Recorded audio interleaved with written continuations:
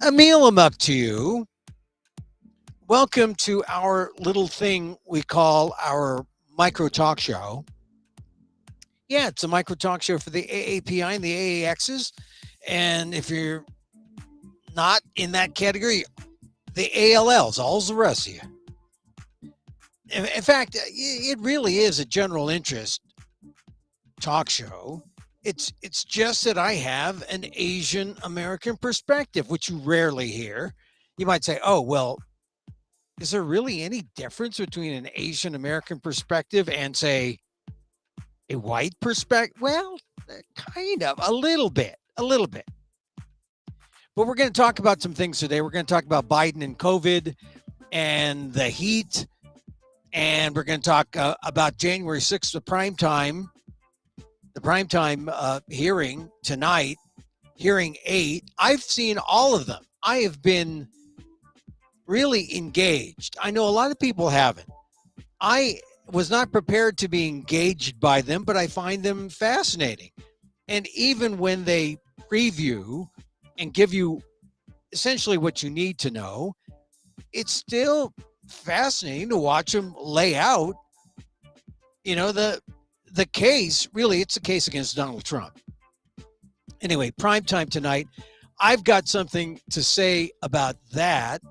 And I also have something to say about that in terms of my column. I got a column today that's on. Let's see, where is it? Here it is.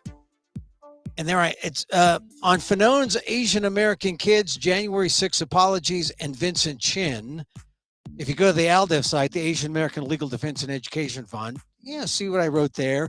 I'll come and talk about it here momentarily because that's what I want to do.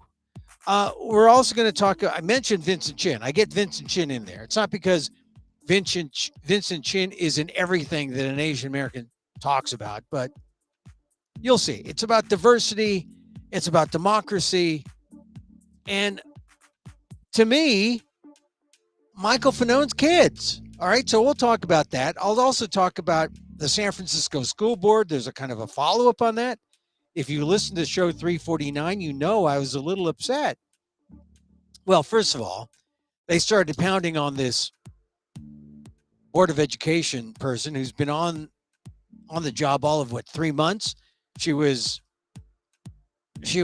designated by the mayor, Asian American, and she made some statements that maybe she's not experienced to speak on a political level, because she got lambasted by everyone for saying remarks about black and brown families and educational achievement without really saying it in a political way or having data.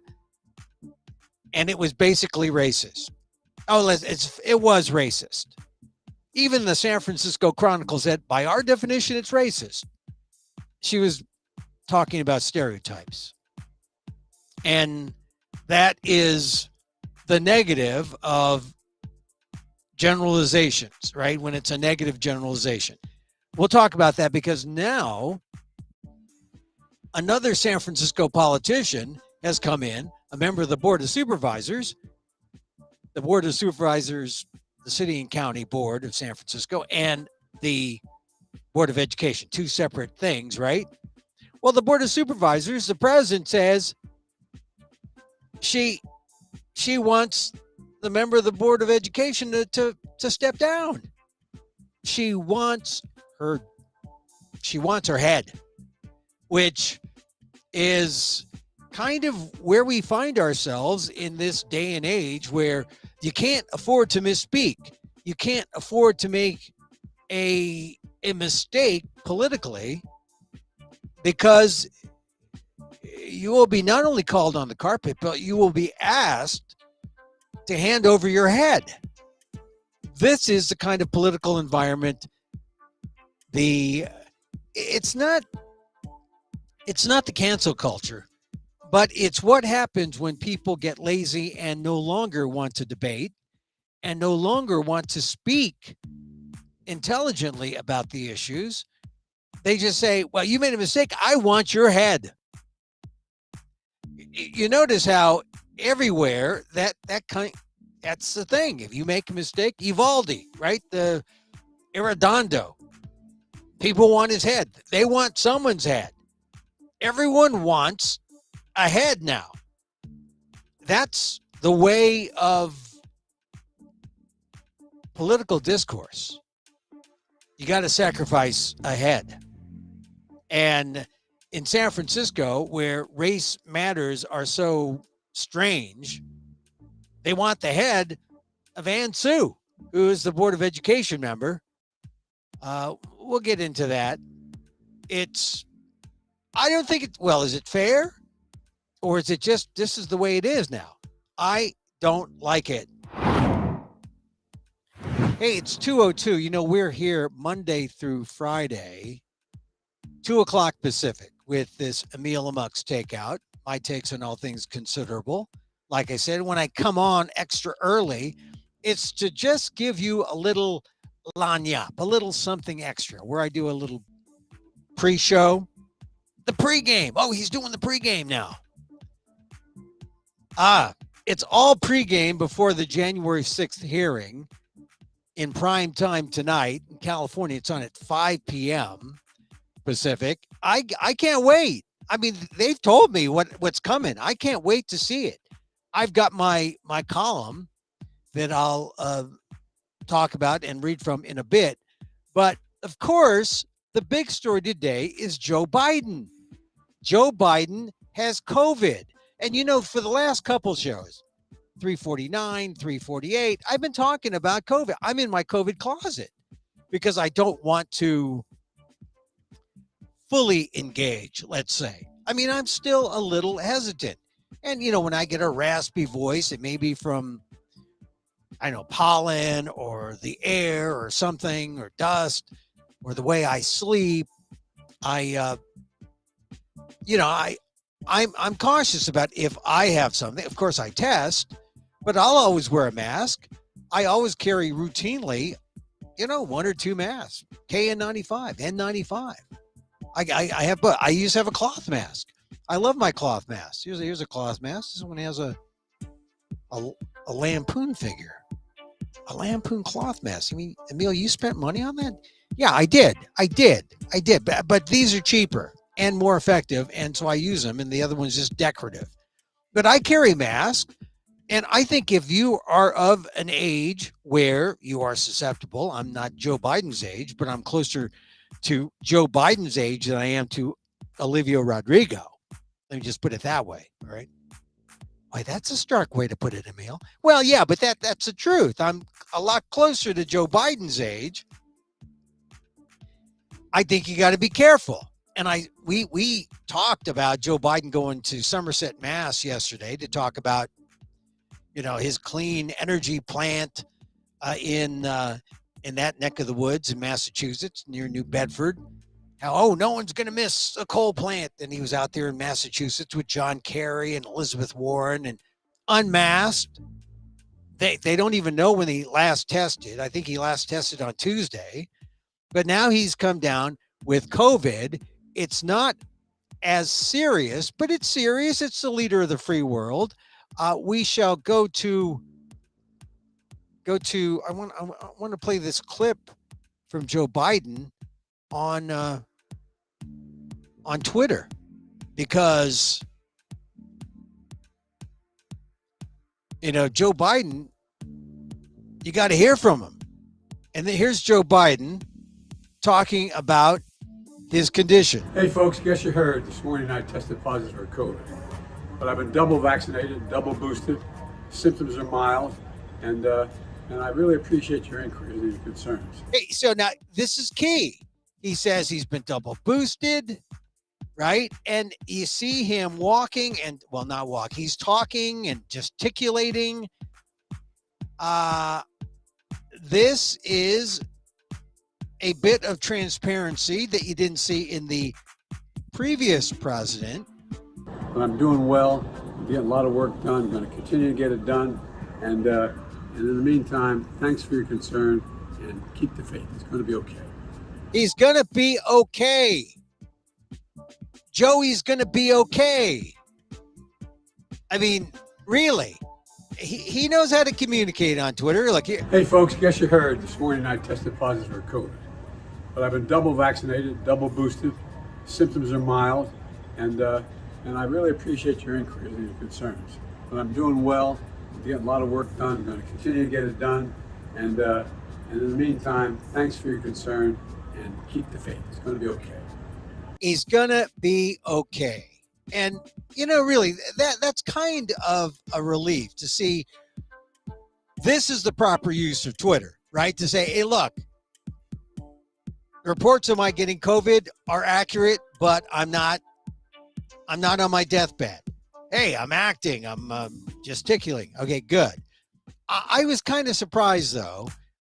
Well, maybe I shouldn't be surprised because you go to the Washington Post, and the Washington Post, I mean, their big deal isn't about Joe Biden.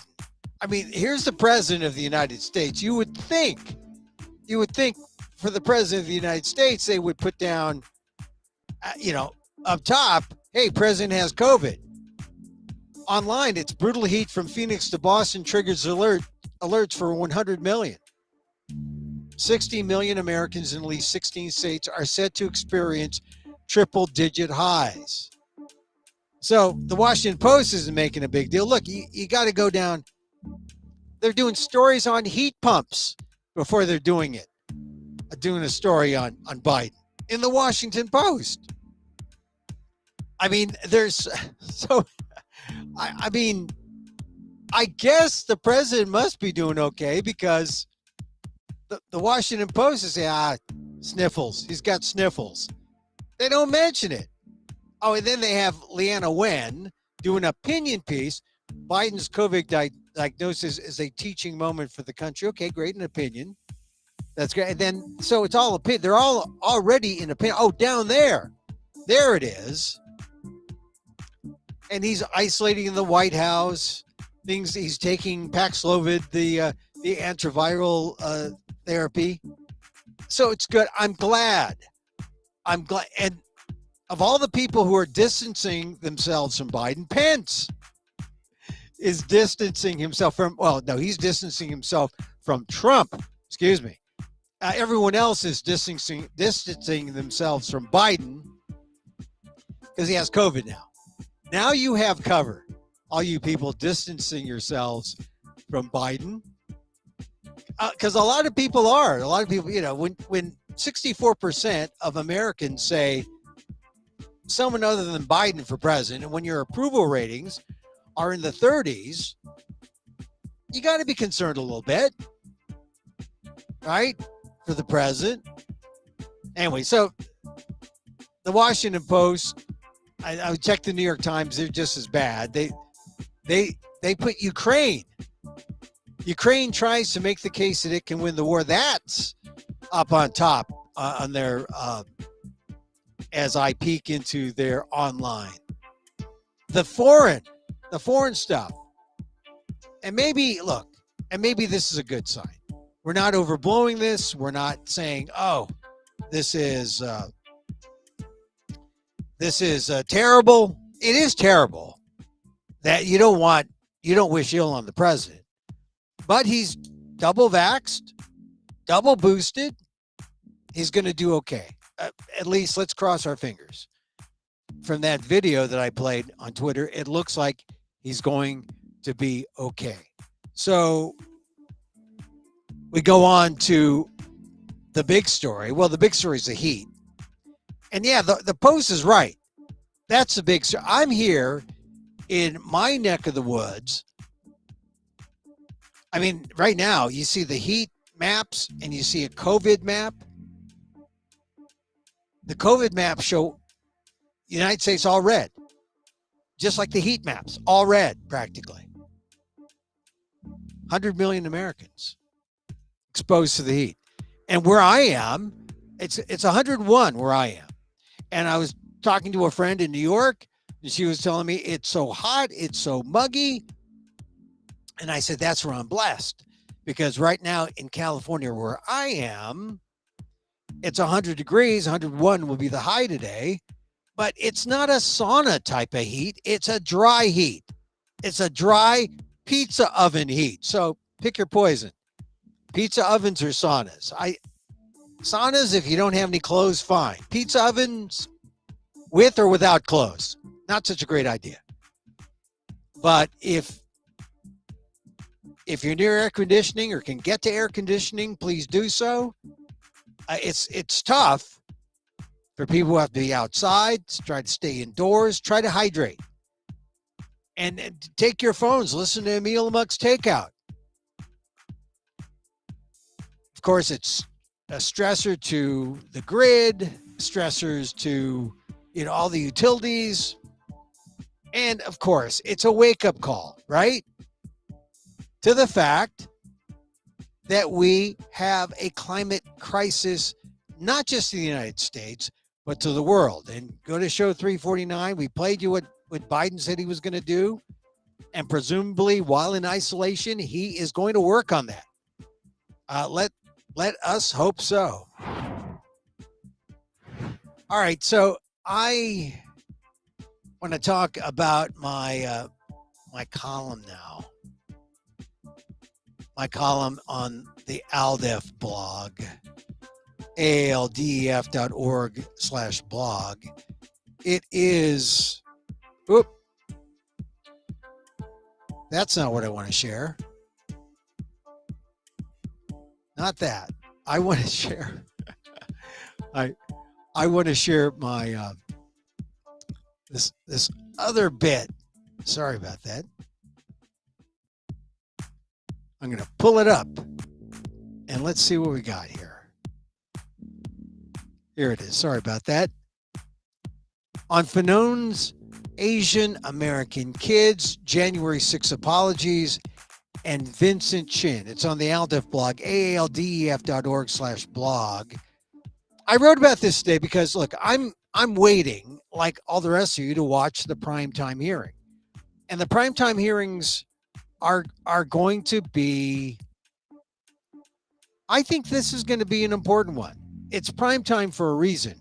And it's because it's going to show what the president did for those 187 minutes. And that's really the topic. But to get in the mood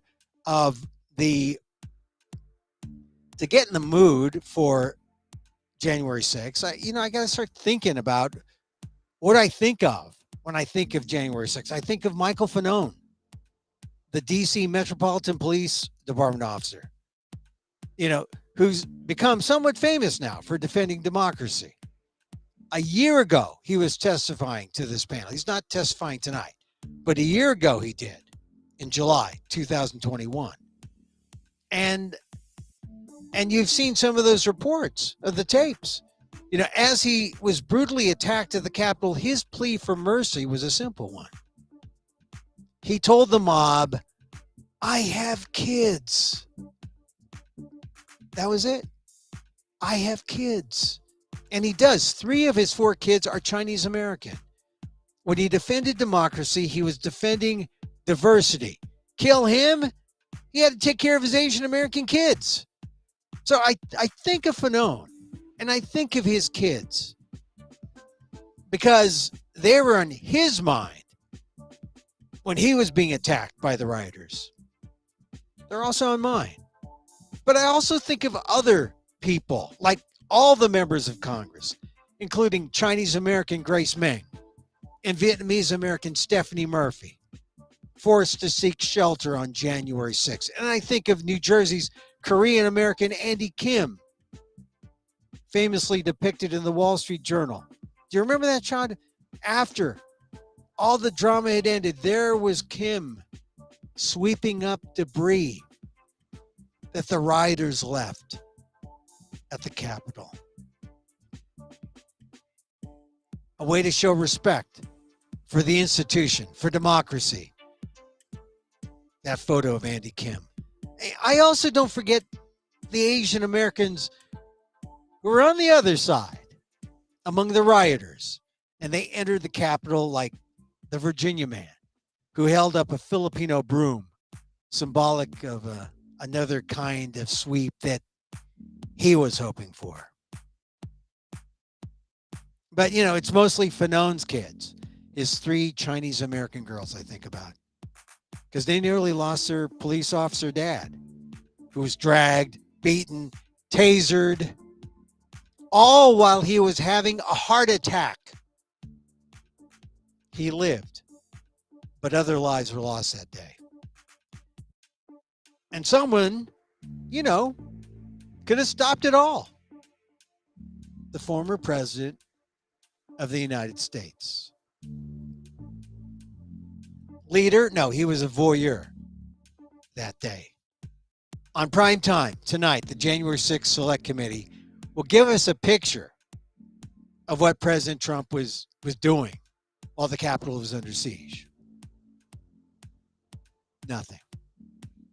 He was doing nothing. Trump was like the arsonist admiring his reflection in the fire he set. He told people to come to the Capitol, and indeed they came. And witnesses once again at the hearing, high-level White House aides and true blue Republicans, or maybe that'd be true red Republicans, will be shown testifying under oath that Trump was watching it all unfold on television for 187 minutes. 187, forever a number associated with our democracy. 187 minutes, the threshold for almost losing what we gained in 1776. Now, I know fans of antiquity will instantly turn to Nero, right? Who said it was said to have fiddled as Rome burned on July 18th, 64 CE. Imagine that, the coincidences of all these numbers. It was Trump's music, but the mob provided the lyrics, like the memorable "Hang Mike Pence." Who can forget that phrase? But there was another chant in the crowd too, which Trump may have seen reported. Kill him with his own gun. Kill him with his own gun. That was what people were saying to Officer Fanon as he was punched and kicked and dragged face down some Capitol steps. Fanon testified last year that he went to the Capitol late in the day. When he arrived, he was urging his fellow officers to hold the line against the rioters. And then he was tased to the back of his head. That's when rioters added another chant to the Trump songbook. Annie, get your gun? How about get Fanoni's gun? And then Fanon brought up his Asian American kids. On the morning of January 6, 2021, Mike Fanon woke up early as usual, went to the gym. He'd been living with his mom since a breakup left him with an apartment he couldn't afford, working a second job at a security consultancy, saving for a down payment on a house for him and the girls. Piper 9, May 7, Hensley 5. They're all now a year older. That's from Molly Ball's excellent piece last January on Fanon in Time magazine. I remember seeing at the time family pictures of Fanon and his family around the time of the riots.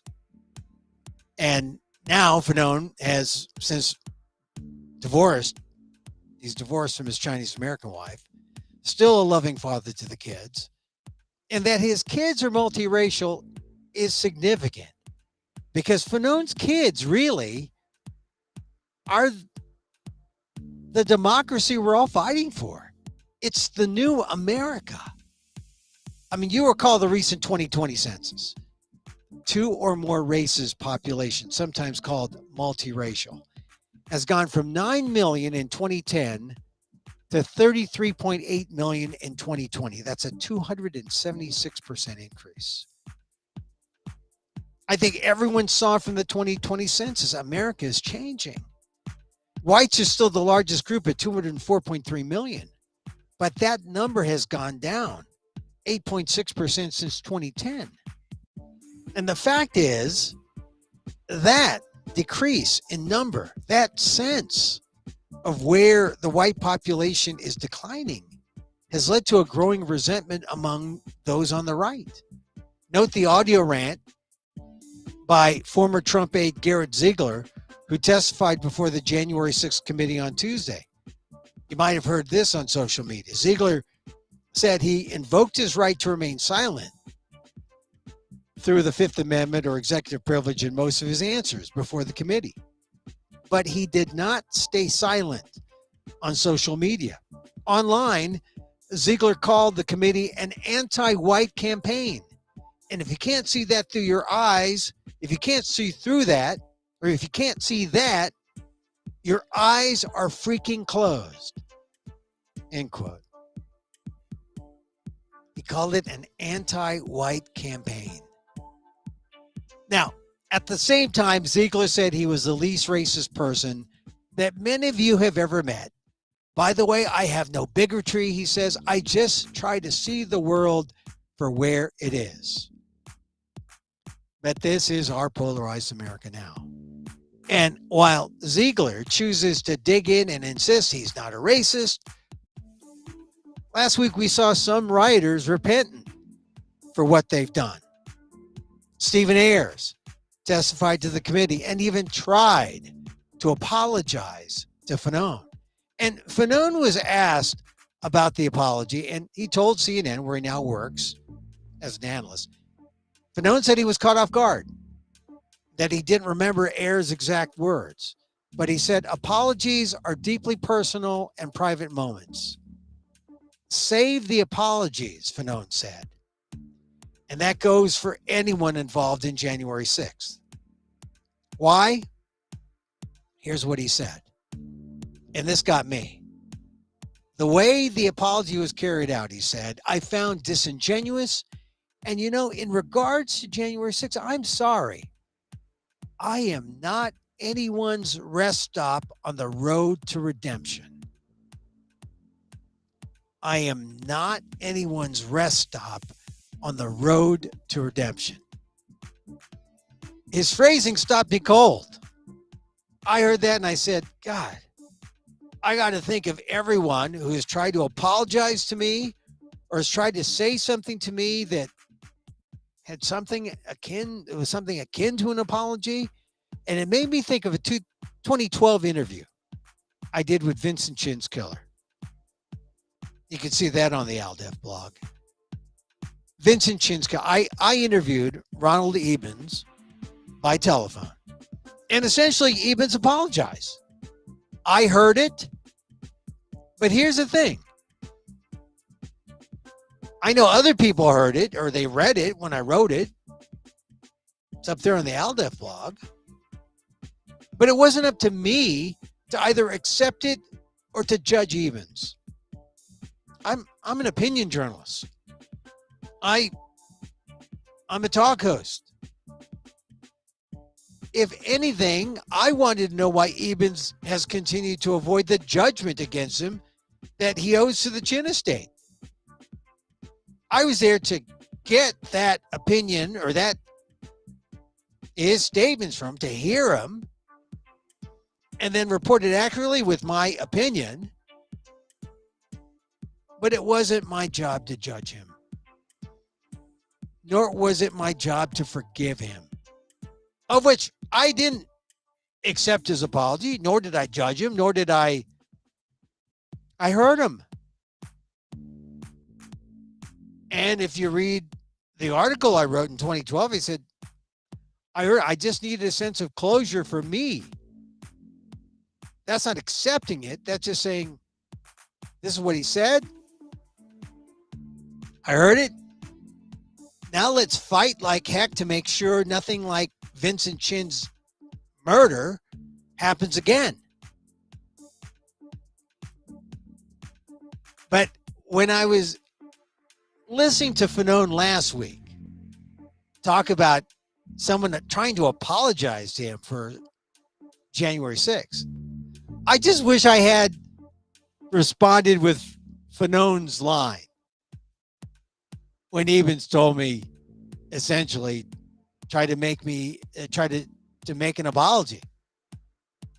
I wish I had known the line or responded with, "I am not anyone's rest stop to the road to redemption."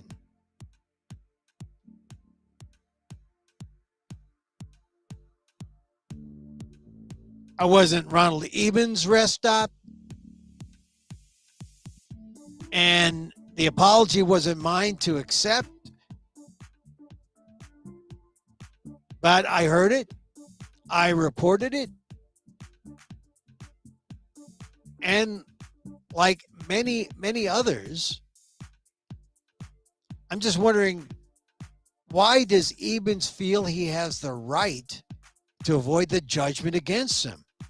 All that money he owes the Chin estate.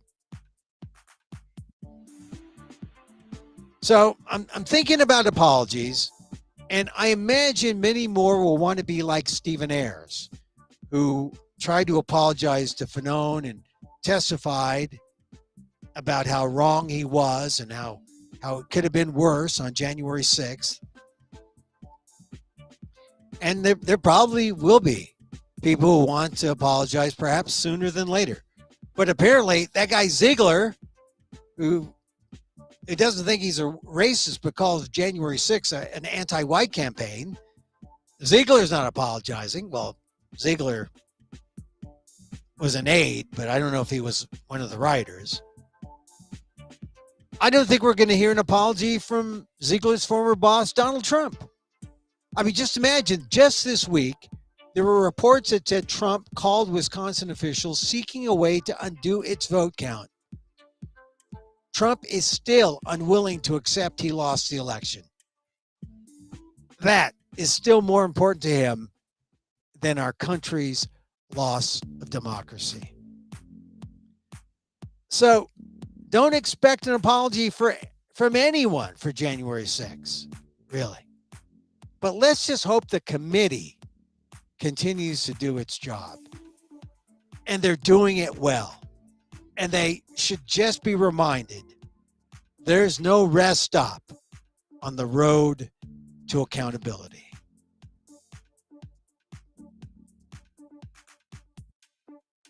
So that's pretty much my column. If you want the audio version,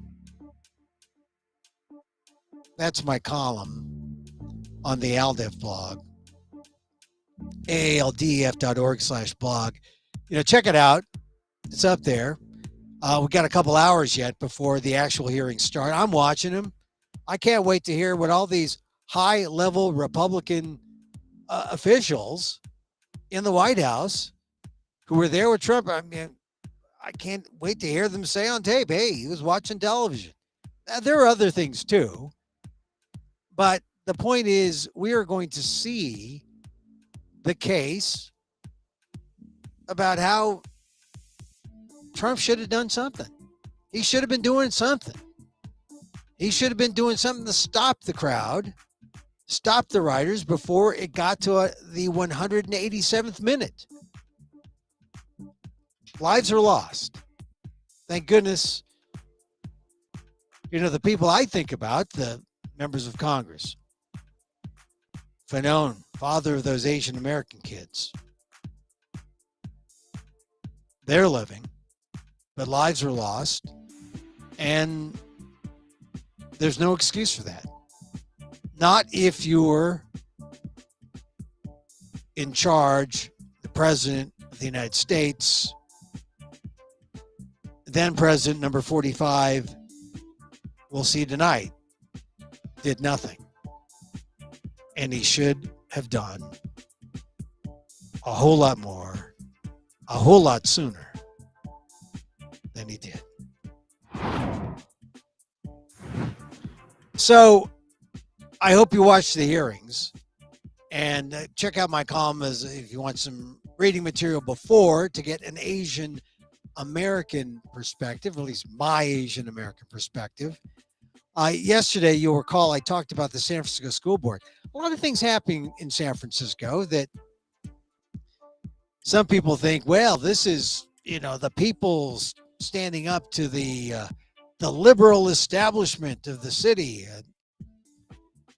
I don't know if that's necessarily the case. But we have a situation where last November, there have been a couple of recalls. Recently, they recalled the district attorney who was considered too radical and leftist for the population. When I say population, I mean a group of voters who were mobilized by Asian Americans, mostly conservative Asian Americans. The mostly liberal and progressive people of San Francisco sided with Queso Boudin, the district attorney, but he lost that election. So that's the first thing.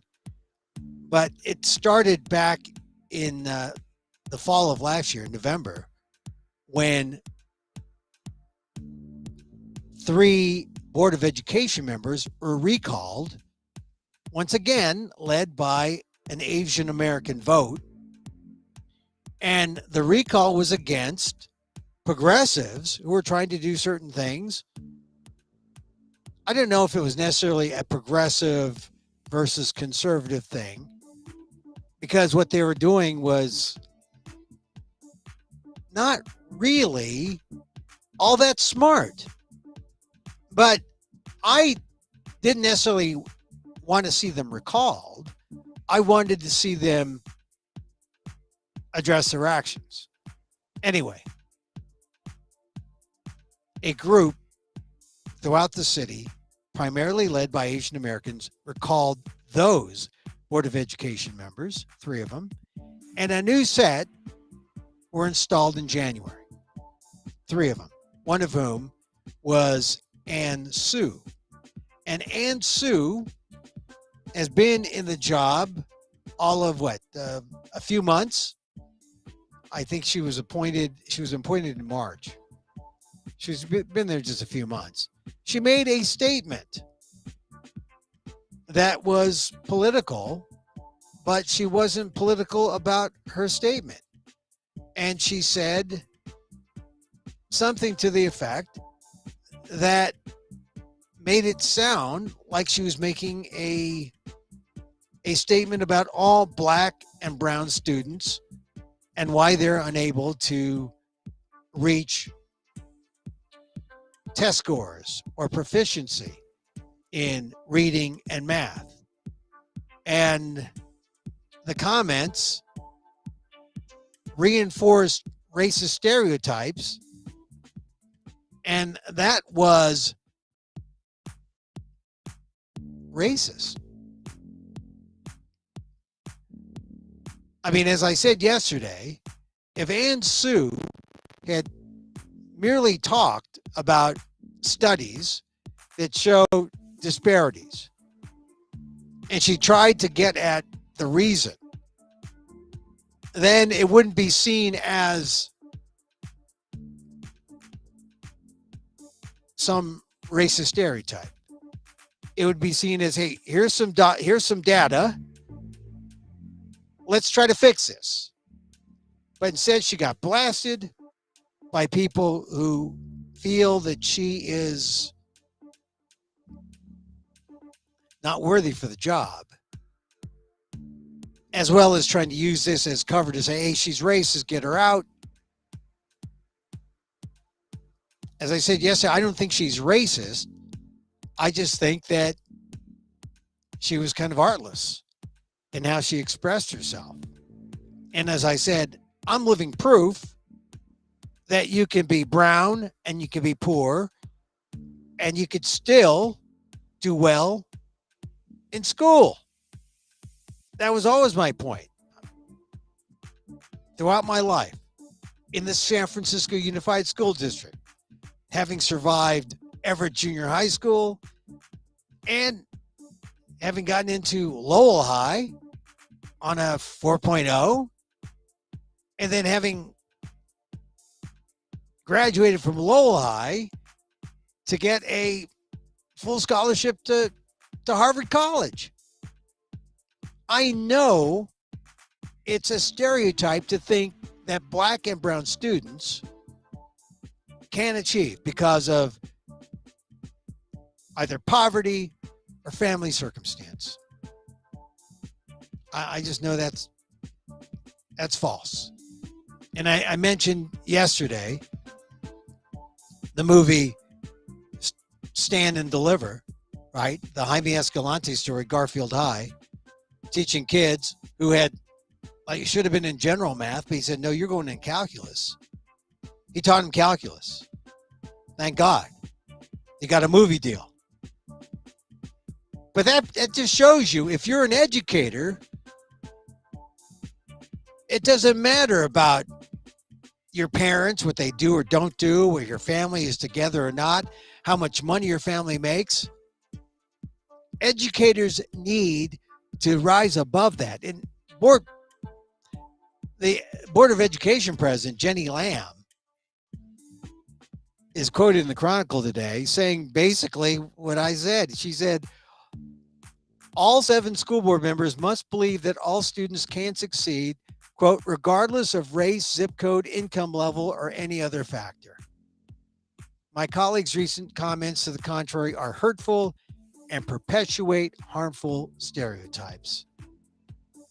And that's what the current school board president, Jenny Lamb, said.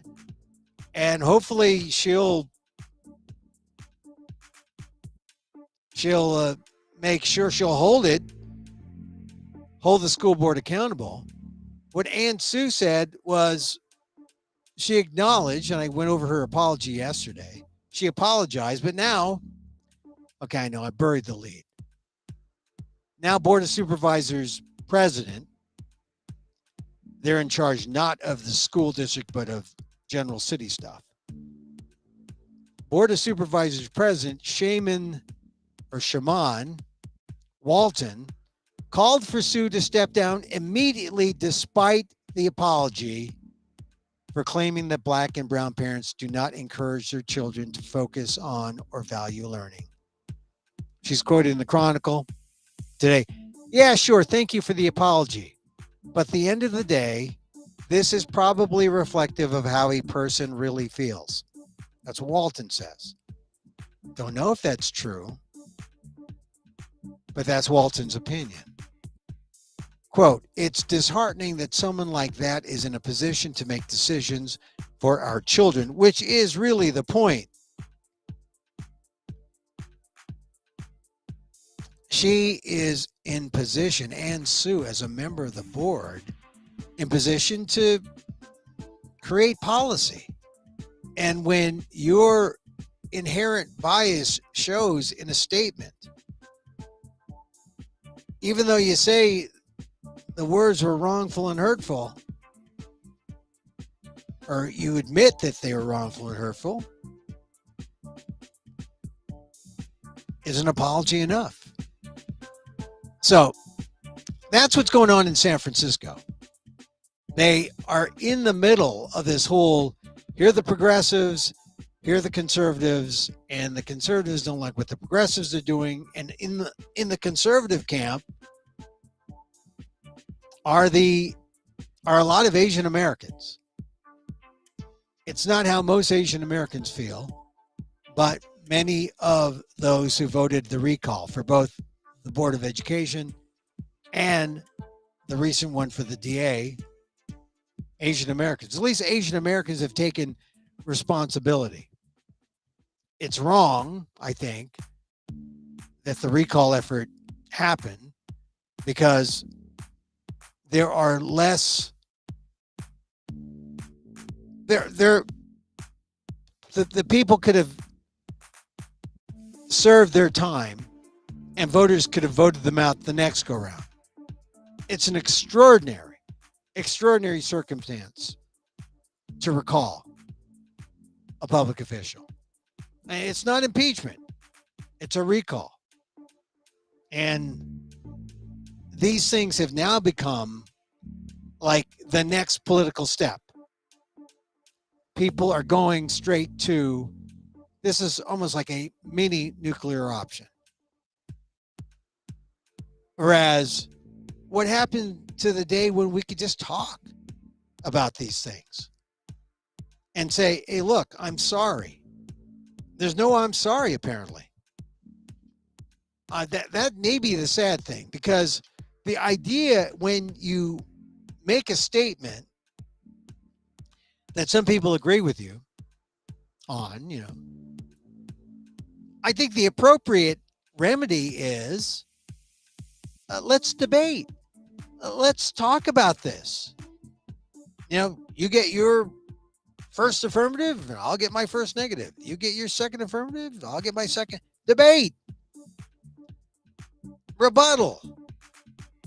And then we come together as adults.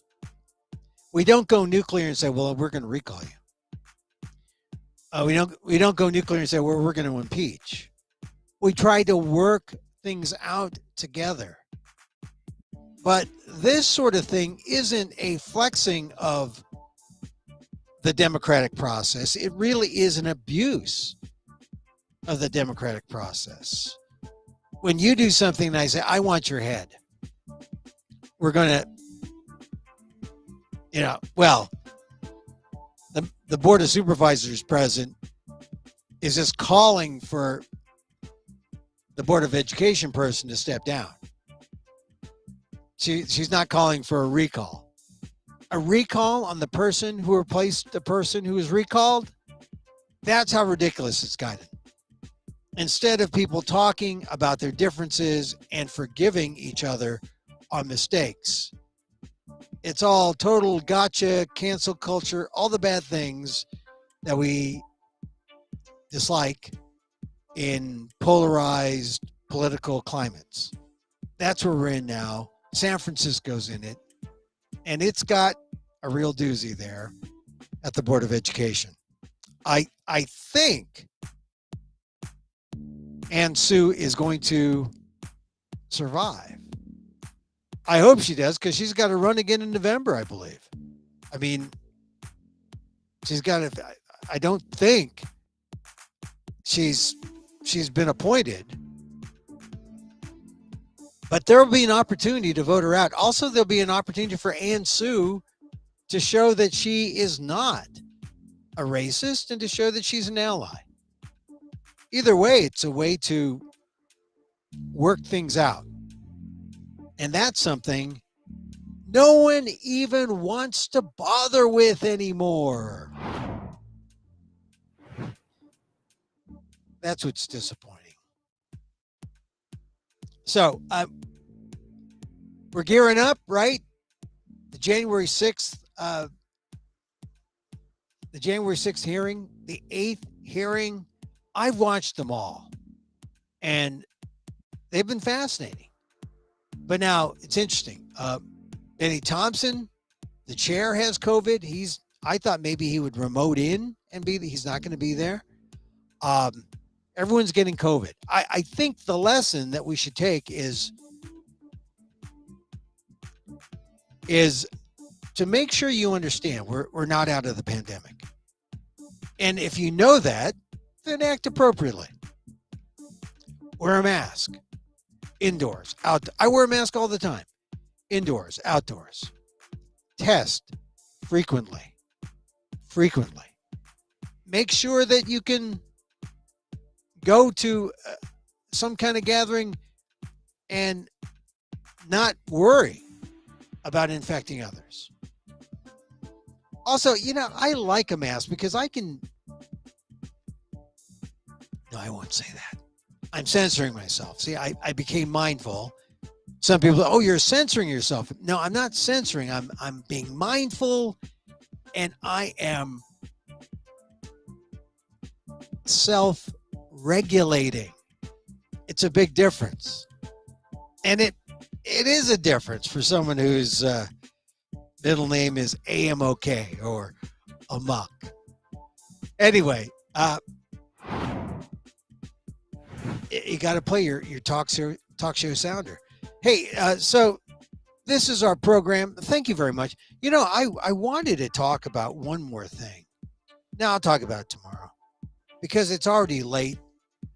I wanted to talk about this move to codify everything. They want to codify all your rights. I am not I'm for the rights that have been taken away or stripped or could be stripped away by the Supreme Court. I am for preserving those rights. But codify, look, I think you can tell if you're looking at my T-shirt here that Kulintong Gong, my sidekick, is wearing. SeaWorld kills, it says. He's a vegan, Kulintong Gong. Actually, I shouldn't say he.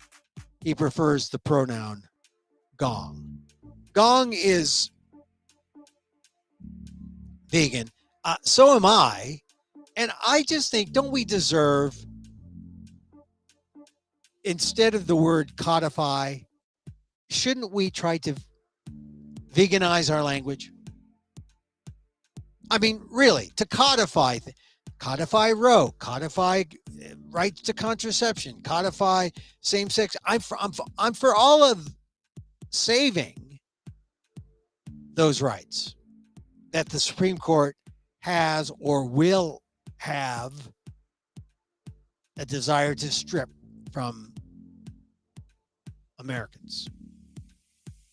But I think veganizing our language, the poor cod. I'm thinking about the cods. The poor cod. What would you say, Emil? Well, have you ever tried a collard green burrito? Yeah, collard greens, slightly steamed. They soften up. They roll like crazy, just like tortillas, and you can fill them with anything. And they look like the Jolly Green Giant's arm, if you have a long enough collard green leaf. Veganize the language. I know that the good folks at PETA have tried to do that. Like they said, don't say killing two birds with one stone. Oh, why hurt any birds in your language? Say, I'm addressing two things with one scone. I know I didn't exactly say it the way they prefer, but hey, on the fly, that's what I got. Feeding two birds with one scone. A much more humane way. I mean, there are other bits of language that are just plain speciesist. I think we need to be mindful of that, don't you? All right, so I can't wait. The hearing's coming up in about 2 hours or so. This is Emil Amok's Takeout, show 350. You can watch this show on YouTube. That's right, YouTube. The Emil Guillermo channel. Just put down my name, Emil Guillermo. Maybe put down Emil Amok. Emil Guillermo is good. Emil Guillermo. On Facebook at Emil Guillermo or emilguillermo.media is the specific page. You can find this show and other shows. Also on Twitter, if you're on Twitter, hey, Elon Musk isn't going to buy it. So hallelujah, I don't know. At EMILAMOK on Twitter. And look, if you say, I don't like any of those, Emil. Okay, look, we're not on TikTok yet. We're not on soon, maybe soon. We're not on Instagram yet. Because, you know, I like the Facebook. Meta. The sooner we start calling it Meta, the better we all will be. But if you dislike any of those platforms, you can go to amok.com, which is my website, and get that and some other writings. Don't forget to go to ALDEF, AALDEF.org/blog, ALDEF, the Asian American Legal Defense and Education Fund. That's where my columns have been after starting at Asian Week in 1995. My regular column. It's migrated over here. You see on the screen. The Asian American Legal Defense and Education Fund, as well as some other places I write columns. Oakland Post, Philippine Inquirer, Diverse Magazine, and all these places. Hawaii Filipino Chronicle. But we do this live show. Oh, and you can catch us on, podcast. Get our podcast on wherever you podcast. Emil Amok's Takeout. That's different from this show, which is Emil Amok live stream. Live stream. Because it's live. No scripts. We just talk. We talk. Now, regular listeners to the show know that at this juncture, I usually go deep into meditation. Yes, yes. Now, a couple things that I've realized just from studying from my teacher, the idea that what is meditation? Is meditation software? The software in our, in our minds? Is it like changing? No, get this. Meditation is the hardware. Oh, meditation's the hardware. And I thought it was software. No, the software, there's different forms of meditation. In fact, meditation has gone from India to Sri Lanka to Thailand and Malaysia to the Chinese and Japan and Korea, and then of course Tibet.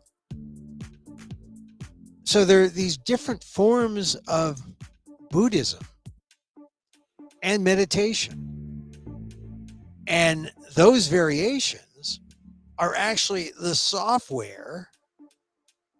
Meditation in itself, the act of being